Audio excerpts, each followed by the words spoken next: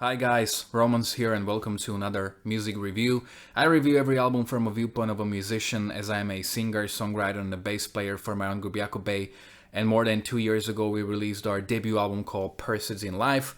What makes it unique is that it's a heavy prog rock without guitars. Instead you have drums, bass, saxophone and keyboards. You can check out all of our music videos on my YouTube channel.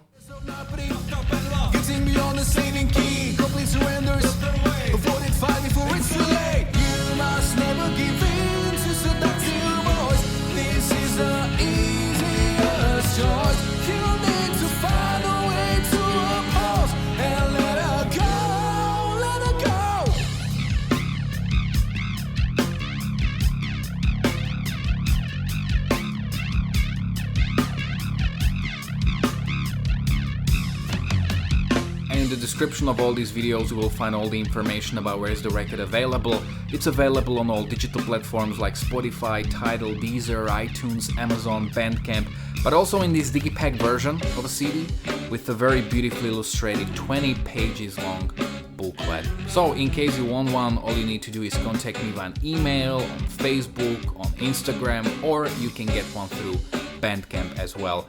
And today I'm going to review the new album from Conception, State of Deception. Music review. Music review. Conception is a Norwegian prog metal band that released 4 albums in the 90s, and I was just thinking about this the other day that prog metal was still not set, it wasn't still that formulaic as it is now, and all these bands were just so different from one another in the 90s, and Conception was no exception. They were fantastic. I mean, with the exception of their debut album from 1991, The Last Sunset, which is mostly forgettable, the following 2 records, Parallel Minds from 1993 and In Your Multitude from 1995, are both absolutely fantastic albums. I love them. And then they released one more album in 97, The Flow, which is also really great album. And after that they disbanded, and the singer Roy Khan went on to sing for what would become one of the biggest American metal bands, Camelot. They played sort of like dark, symphonic, almost like oriental metal, and I really like their music as well. And then the guitar player Tore Ostby, I'm not sure if I pronounced his name right, he went on to form another one of the best prog metal bands I've ever heard, Ark, that was fronted by Jorn Lande, phenomenal singer. But let's go back to Conception. So Conception basically disbanded in 98. 20 years later in 2018 they had a comeback in the original lineup. That also meant that Roy Khan sort of ended his music retirement and went back to music. And they released an EP, I think My Dark Symphony or The Dark Symphony. And I was aware of that at that time. I went through certain tracks on YouTube. I even listened to it prior to this EP, but I never really got familiar with that because I'm just not really an EP person. I prefer records, but I will get to it. Anyway, I know that I'm a bit late to this review because this album actually came out 2.5 months ago, but I somehow missed out on it. So this is actually their 5th studio album, and if we look at the studio albums, this is their first new album in 23 years. So that's quite a long time. The album is under 40 minutes, but I don't see really any problem with that. So as of now I've heard it 6 times. I was actually at my 7th listen but haven't finished it. So let's look at the individual tracks. The album opens up similarly to the preceding EP with an intro called In Deception, which is very dark and epic, sort of sets the tone of the album.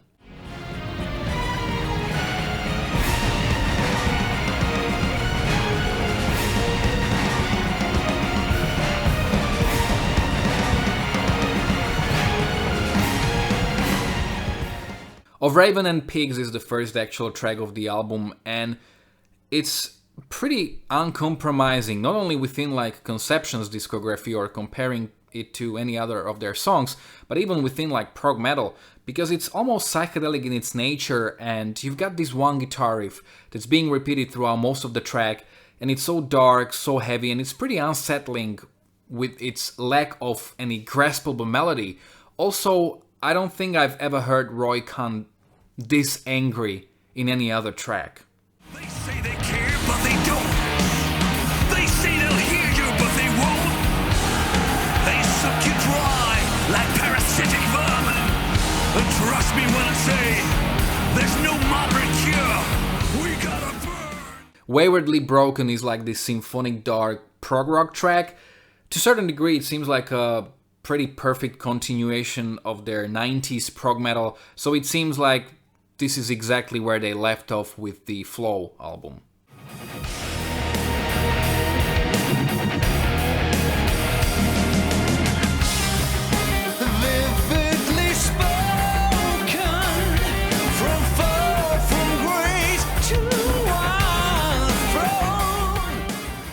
No Rewind is a proggy track with a bit of an oriental smell. It actually reminds me more of Camelot.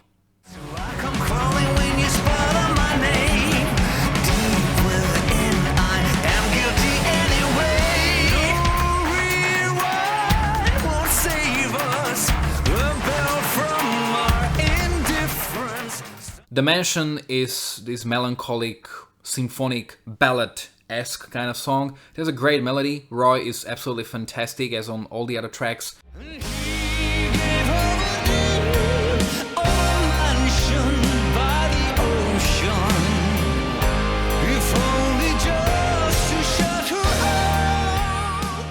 And there's also female vocals, so it's basically a duet and it adds to the intimacy of the track.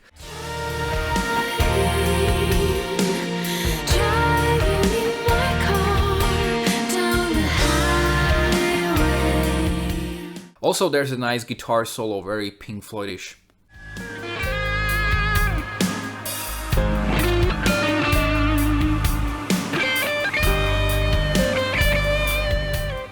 By the Blues has these very proggy riff-based verses, but the actual chorus is much more bright, especially comparing it to everything that came before.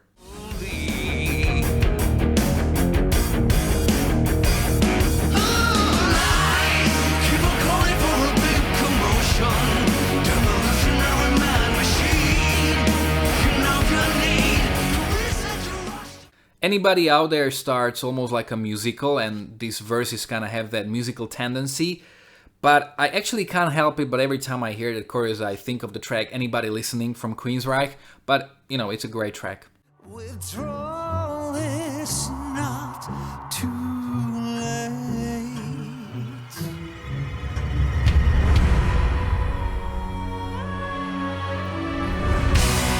Is there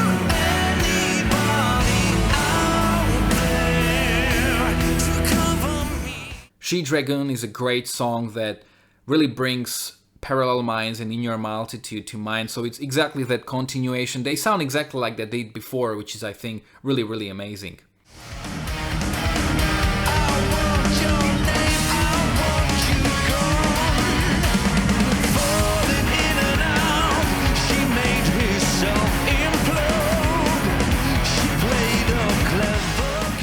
The final track, Feather Moves, is a remastered version because it already appeared on a single. They had one of the songs from the EP was released as a single, and there was one track that didn't make it to the EP, so they remastered that track and put it here. So it's more mellow, melancholic, musical-like, dramatic piece, and I haven't heard the original, but I think it's really nice. What's to ceremony? Loud and fair and made to change another heart.